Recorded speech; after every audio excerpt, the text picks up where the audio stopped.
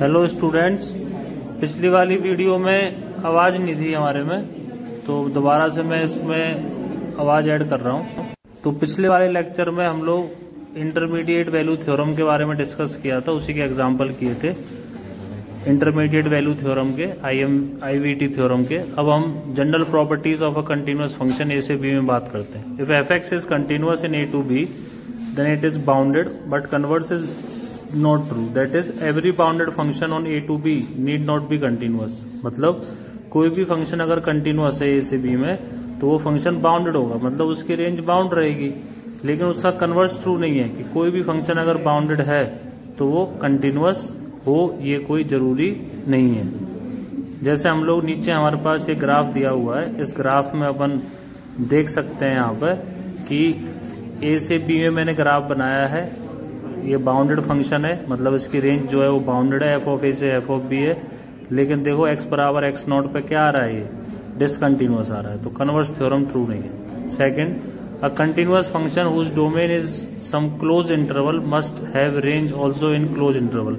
कोई भी फंक्शन है अगर वो क्लोज इंटरवल में उसकी डोमेन है तो उसकी रेंज भी क्लोज इंटरवल में रहेगी।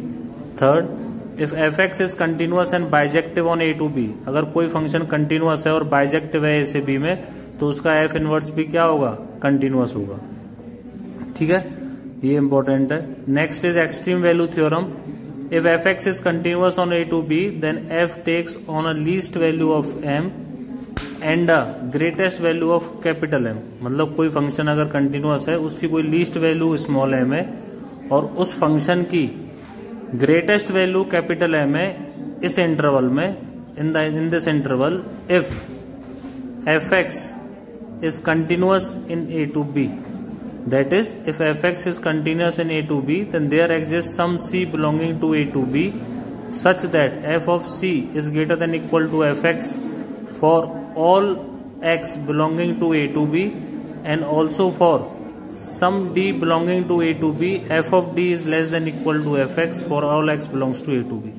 इसका मतलब क्या है कि अगर कोई फंक्शन कंटिन्यूअस है तो उसमें कोई ना कोई तो लीस्ट वैल्यू रहेगी और कोई ना कोई उसमें जरूर ग्रेटेस्ट वैल्यू रहेगी। इसको हम एक्सट्रीम वैल्यू थ्योरम कहते हैं। ये इसमें पूरा समझाया गया है। कोई भी फंक्शन अगर हम लोग बनाएंगे, अगर वो कंटिन्यूअस है तो उसमें कोई ना कोई तो लीस्ट वैल्यू आएगी और कोई ना कोई ग्रेटेस्ट वैल्यू आएगी। और ऐसा कोई बीच में जरूर एक पॉइंट होगा सी, ए से बी के बीच में, जो एफ ऑफ सी पे जो वैल्यू आएगी वो सारे एफ एक्स से बड़ी रहेगी, मतलब मैक्सिमम वैल्यू। और ऐसा कोई पॉइंट डी भी होगा ए और बी के बीच में, जो उस पर वैल्यू जो रहेगी एफ ऑफ डी वो सबसे छोटी रहेगी पूरे फंक्शन से। तो ये हमारे पास एक्सट्रीम वैल्यू थ्योरम है। बहुत ज्यादा इंपॉर्टेंट नहीं है लेकिन ये एक्सट्रीम वैल्यू थ्योरम भी ये होती है कि ऐसा कोई पॉइंट डी जरूर रहेगा जिस पर वैल्यू सबसे कम आएगी। यहाँ पे हम ग्राफ भी मैंने बनाए हुए हैं दो, उन दोनों ग्राफ को देख सकते हो तुम। यहाँ पे ग्राफ बनाया मैंने ए से बी में, कंटिन्यूअस है। देखो बच्चों, इसमें ए से बी में कंटिन्यूअस है और सी पे वैल्यू, डी पे वैल्यू हमारे पास सबसे छोटी आ रही है, देखो स्मॉल एम, और सी पे जो वैल्यू आ रही है वो सबसे बड़ी आ रही है, देखो capital M.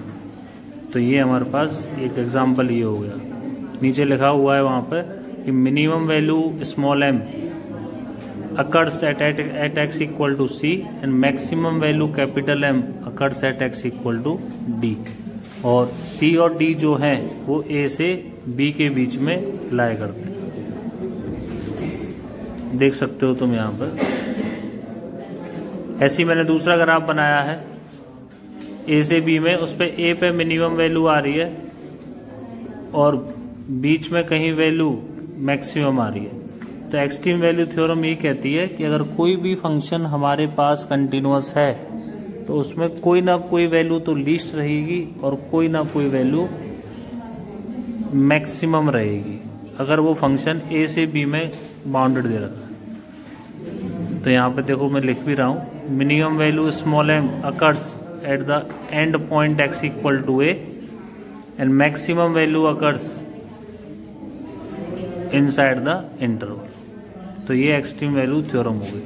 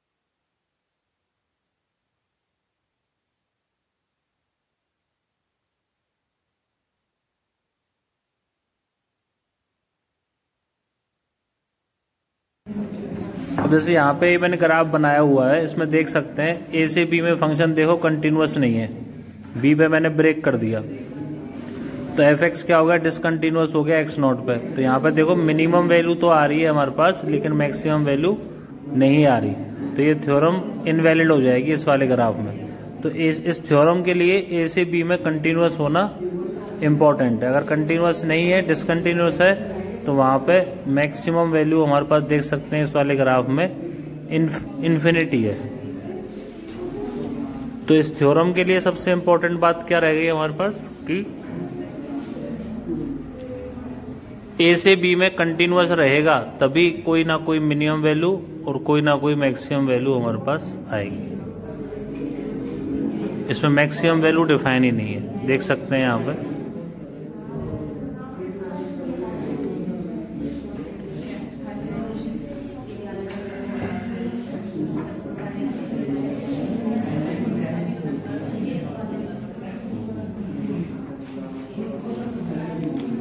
And they have no maximum value.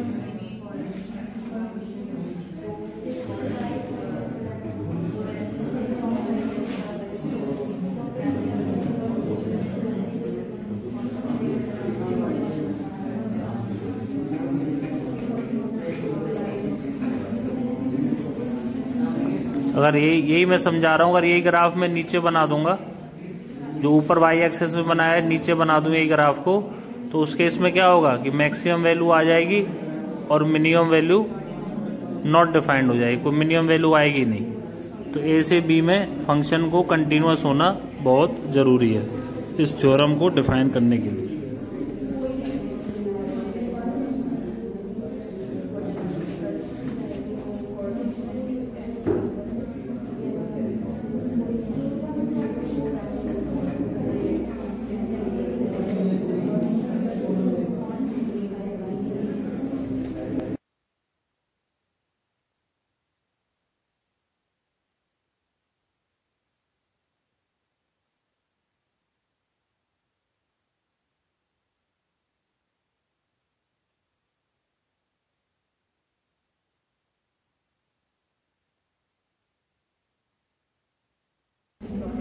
Next है हमारे पास,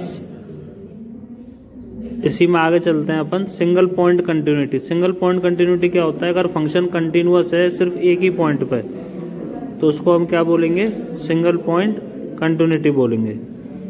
तो जैसे देख सकते हैं यहाँ पे पहला example, f x equal to x दे दिया मैंने जब एक्स रैशनल है, और 0 दे दिया तब एक्स क्या है, इर्रेशनल है। तो ये फंक्शन हम देख सकते हैं कि ये सिर्फ, अब एक्स रैशनल पे एक्स है, इर्रेशनल पे 0 है, तो फंक्शन कंटिन्यूअस कहाँ पे है, सिर्फ 0 पे। देख सकते हो एफ ऑफ 0 प्लस पे वैल्यू भी 0 रहेगी, 0 माइनस पे भी 0 रहेगी, और 0 पर भी क्या रहेगी, 0। तो हम बोलेंगे ये वाला फंक्शन जो है it is only continuous at x equal to 0। ऐसी सेकंड वाला क्वेश्चन है, एक्स दे दिया और माइनस एक्स दे दिया, तो देख सकते हो यहाँ पे एक्स रैशनल सेकंड वाले में,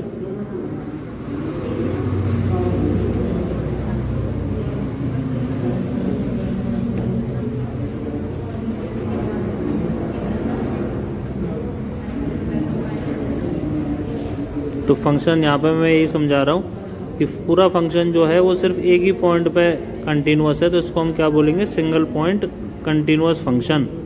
ऐसे दूसरे वाले में भी एक एक्स है, एक माइनस एक्स है, रैशनल पे एक्स है, इर्रेशनल पे माइनस एक्स है, तो ये सिर्फ 0 पे ही कंटिन्यूअस है, बाकी सब पे डिसकंटिन्यूअस। थर्ड वाला जो है उसमें एक एक्स दे दिया, एक 1 माइनस एक्स दे दिया। एक्स कब है, जब एक्स रैशनल है। 1 माइनस एक्स डेफिनेशन कब है, जब एक्स इर्रेशनल है। यहाँ पे बताओ फंक्शन कंटिन्यूअस किस पॉइंट पे, किस ऐसा कौन सा पॉइंट है जहाँ पे तीनों वैल्यू सेम आएंगी, RHL, LHL और वैल्यू ऑफ फंक्शन। तो यहाँ पे 0 पे तो नहीं आ रही है, किस पे आ रही है, देखो ध्यान से, 1/2 पे। अगर तुम एफ ऑफ 1/2 निकालोगे तो ऊपर वाली डेफिनेशन यूज होगी, वैल्यू 1/2 आएगी। 1/2 प्लस निकालोगे तो भी 1/2 आएगी, और 1/2 माइनस निकालोगे तो भी वैल्यू क्या आ रही है भाई, 1/2 प्लस और 1/2 माइनस दोनों इर्रेशनल है। तो ये फंक्शन कंटिन्यूअस हो गया 1/2 पे। तो ये सिर्फ इसी पॉइंट पे कंटिन्यूअस है, बाकी सारे पॉइंट्स पे क्या है, डिसकंटिन्यूअस। तो मैं क्या बोलूँगा कि function is a single point continuity. दूसरे वाले में सिर्फ 1 पे कंटिन्यूस रहेगा। एफ एक्स हमें क्या दे रखा है, एक्स स्क्वायर दे रखा है और 1 दे रखा है, तो इट इज 1 पे हमारे पास तीनों लिमिट बराबर आएंगी, RHL, LHL और वैल्यू ऑफ फंक्शन। बाकी जितने भी पॉइंट्स तुम लोगे उन पर वैल्यू फंक्शन बराबर नहीं आएगी। नेक्स्ट है हमारे पास continuity of a composite function. Continuity of a composite function, if f is continuous at x equal to a, अगर फंक्शन एफ एक्स कंटिन्यूअस है एक्स बराबर ए पे, and g x is continuous at x equal to f of a, मतलब g x जो है वो F of a पे continuous होना चाहिए, then the composite function g of f x जो है वो कंटिन्यूअस हो जाएगा। देख सकते हो कैसे, जी ऑफ एफ एक्स है, अब तुम ए पे चेक कर रहे हो तो एफ के अंदर तुम RHL लिमिट की बात करोगे तो एफ ऑफ ए प्लस जाएगा। अब एफ ऑफ ए प्लस और ए माइनस एफ एक्स तो कंटिन्यूअस दे रखा है, तो तीनों पे वैल्यू सेम आएगी, तो जी के अंदर वैल्यू क्या जाएगी, एफ ऑफ ए तो जाएगी। अगर हम यहाँ पे देखें ध्यान से जी ऑफ एफ एक्स में, तो यहाँ पे जी के अंदर वैल्यू क्या जाएगी, एफ ऑफ ए, तो जी एक्स जो है वो एफ ऑफ ए पे कंटिन्यूअस होगा, तभी composite function g of f x continuous होगा। समझ रहे हो बात को, देख सकते हो यहाँ पे एफ एक्स में ए पुट करेंगे हम एक्स में, तो एफ ऑफ ए प्लस आएगा, एफ ऑफ ए माइनस आएगा और एफ ऑफ ए आएगा। अब f of a plus, f of a और एफ ऑफ ए माइनस तीनों वैल्यू बराबर है, क्योंकि दे रखा है वहां पे कंटिन्यूअस है ए पे, तभी तो बराबर है, कंटिन्यूअस है तो तीनों बराबर है, तो वहां पे कंटिन्यूअस हो जाएगा एफ ऑफ ए पे, तो जी के अंदर क्या जाएगा, अब एफ ऑफ ए जाएगा। तो अगर हमें कंटिन्यूटी चेक करनी है तो एफ ऑफ ए पे जी जो है एफ ऑफ ए पे क्या होना चाहिए, कंटिन्यूअस होना चाहिए। ये एग्जांपल तुम देख भी सकते हो, f x equal to x sine x upon x square plus 2 and g x equal to mod x. दोनों कंटिन्यूअस हैं, जीरो पे चेक कर सकते हो, x sine x upon x square plus 2 भी कंटिन्यूअस है और मॉड एक्स तो कंटिन्यूअस होता ही है। अब इनका कंपोजिट देखो, अब जी ऑफ एफ एक्स ये आएगा, ये भी कंटिन्यूअस होगा जीरो पे। कैसे,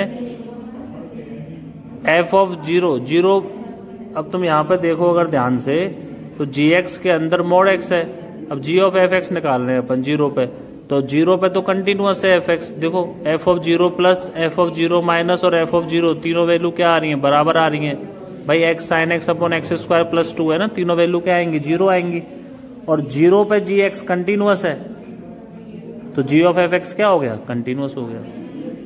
यही समझाया है यहाँ पे, ये हो गया कंपोजिट फंक्शन के बारे में, कि अगर हमारे पास एफ एक्स कंटिन्यूअस है ए पे और जी एक्स डिसकंटिन्यूअस, जी एक्स भी कंटिन्यूअस है एक्स बराबर एफ ऑफ ए पे, तो जी ऑफ एफ एक्स क्या होगा, कंटिन्यूअस होगा। नोट लगा के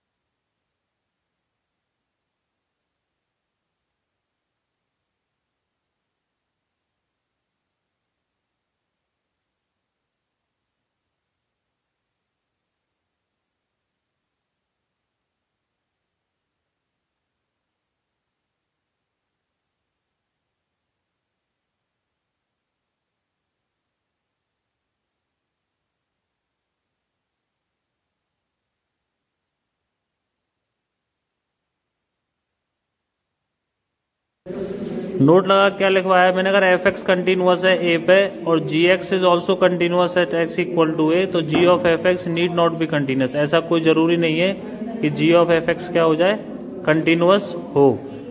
कंटिन्यूअस के लिए क्या कंडीशन है कि जी एक्स कंटिन्यूअस होना चाहिए at x equal to f of a पे कंटिन्यूअस होगा, तभी g of f x continuous होगा। ए पे अगर दोनों कंटिन्यूअस हैं तो जी ऑफ एफ एक्स को जरूरी नहीं है कंटिन्यूअस हो। हम एग्जाम्पल भी देखेंगे यहाँ पे आगे।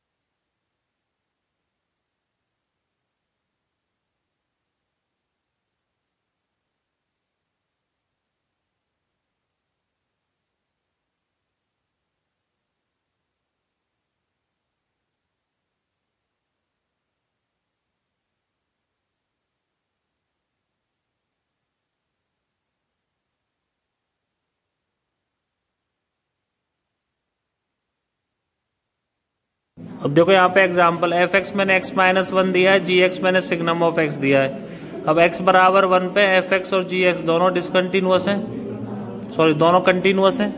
भाई x माइनस 1 तो स्ट्रेट लाइन है और सिग्नम ऑफ x 1 पे कंटिन्यूअस है, लेकिन g ऑफ एफ एक्स की अगर तुम बात करो तो ये डिसकंटिन्यूअस हो गया 1 पे। कैसे देखो, g ऑफ एफ एक्स अगर तुम निकालोगे सिग्नम ऑफ x माइनस 1 आया, तो 1 प्लस पे वैल्यू पुट करोगे तो सिग्नम के अंदर 0 प्लस आएगा और 0 प्लस पे वैल्यू कितनी होगी 1, और 1 माइनस अगर तुम पुट करोगे तो सिग्नम के अंदर 0 माइनस आएगा, और सिग्नम के अंदर 0 माइनस वाली वैल्यू क्या होती है -1।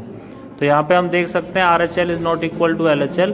तो ये वाला एग्जाम्पल ये प्रूव करता है कि GX और FX दोनों एक ही पॉइंट पे कंटिन्यूअस है 1 पे, लेकिन G ऑफ FX हमारे पास 1 पे डिसकंटिन्यूअस आ गया।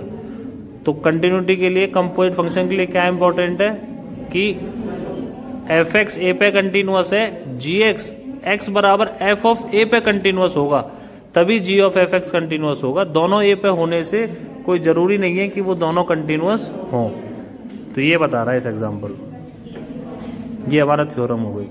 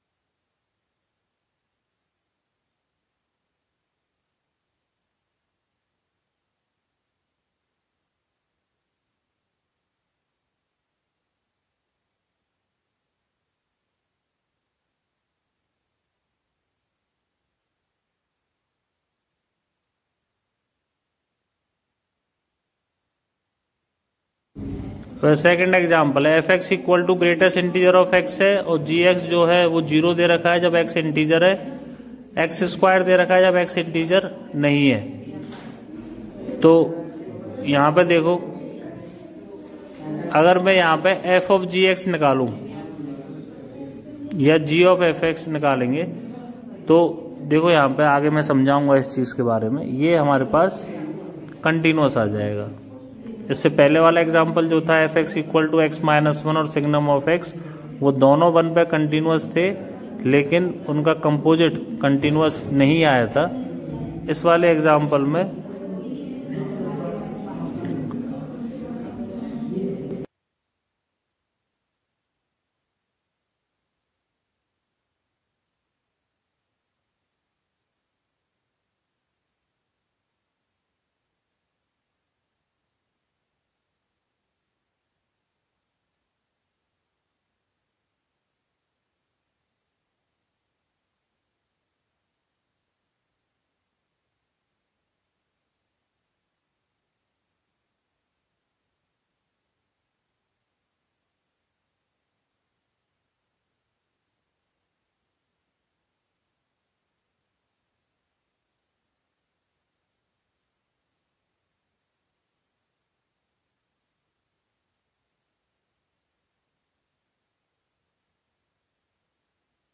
अगर मैं जी ऑफ एफ एक्स अगर मैं निकालूंगा तो जी ऑफ एफ एक्स क्या हो जाएगा 0 जब greatest integer of x integer होगा, और जी ऑफ एफ एक्स क्या होगा greatest integer of x square, जहां पे मैंने एक्स बिलोंग्स टू इंटीजर लिखा है वहां पे ग्रेटेस्ट इंटीजर ऑफ एक्स आएगा।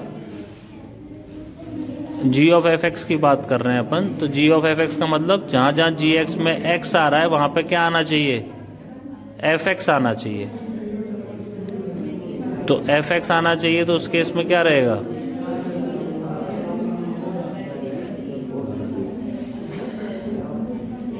जी ऑफ एफ एक्स में जहाँ जहाँ एक्स है, अभी देखो मैं उसको दोबारा नोट करूंगा, greatest integer of x belongs to integer, तो greatest integer of x belongs to integer, और यहाँ पर greatest integer of x does not belongs to integer. अब पहली वाली डेफिनेशन से ग्रेटेस्ट इंटीजर ऑफ एक्स तो हमेशा इंटीजर होता ही है, तो जी ऑफ एफ एक्स तो क्या आ जाएगा उस वाले केस में, 0 आ जाएगा।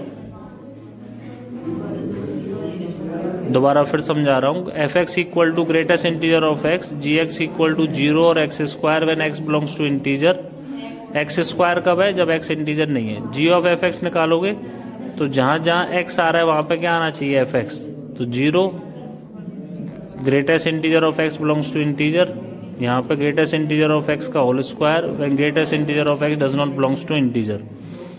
ग्रेटेस्ट इंटीजर ऑफ एक्स जो है वो तो अपने आप में एक इंटीजर होता है, ये कह रहा है इंटीजर नहीं होना चाहिए, ये तो कभी होगा ही नहीं, तो इसका मतलब जी ऑफ एफ एक्स बराबर 0 आ जाएगा when all x belongs to real number. क्यों, क्योंकि दूसरी डेफिनेशन जो है वो ये लिख रही है ग्रेटेस्ट इंटीजर ऑफ एक्स जब इंटीजर नहीं होगा तब greatest integer of x square होगा जी ऑफ एफ एक्स, तो वो तो कभी होता ही नहीं है। ग्रेटेस्ट इंटीजर ऑफ एक्स तो हमेशा इंटीजर ही होता है, ऐसा कभी होगा ही नहीं greatest integer of x integer नहीं हो, तो इसका मतलब g of f x equal to 0 क्या हो गया, सारे रियल नंबर के लिए क्या है, 0 आ गया, तो ये कंटिन्यूअस हो गया। तो पहला वाला एग्जाम्पल ऐसा था जहां दोनों 1 पे कंटिन्यूअस थे लेकिन जी ऑफ एफ एक्स 1 पे कंटिन्यूअस नहीं था। दूसरे वाले एग्जाम्पल पे दोनों हमारे पास ऐसे फंक्शन गिवन थे लेकिन उनका कंपोजिट कंटिन्यूअस आ गया था, g of f x equal to 0, उनका कंपोजिट क्या, तो ऐसा कोई जरूरी नहीं है कि दोनों फंक्शन किसी एक पॉइंट पर कंटिन्यूअस हो तो उनका कंपोजिट भी कंटिन्यूअस हो। तो ये वाली वीडियो हमारी कंटिन्यूटी की आखिरी टॉपिक है और अगले लेक्चर में हम डिफरेंशिएबिलिटी स्टार्ट करेंगे। ये कंटिन्यूटी का दी एंड हो गया यहाँ पे हमारे पास। That's all.